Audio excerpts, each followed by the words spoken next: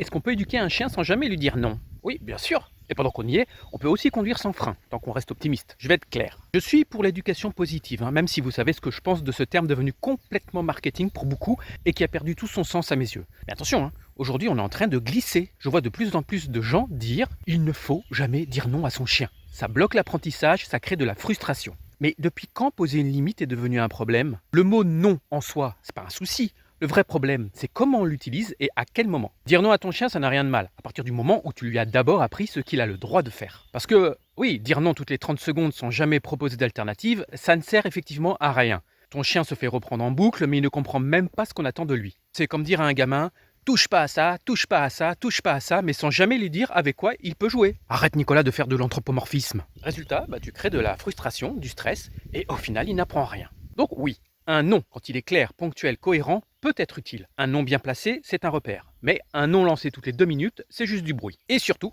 si tu passes ton temps à détourner, ignorer, espérer que ça passe, mais que tu ne dis jamais stop clairement, alors c'est pas ton chien qui est perdu, c'est toi. L'éducation positive, c'est pas ne jamais dire non, c'est savoir quand le dire, pourquoi et surtout ce que tu proposes à la place.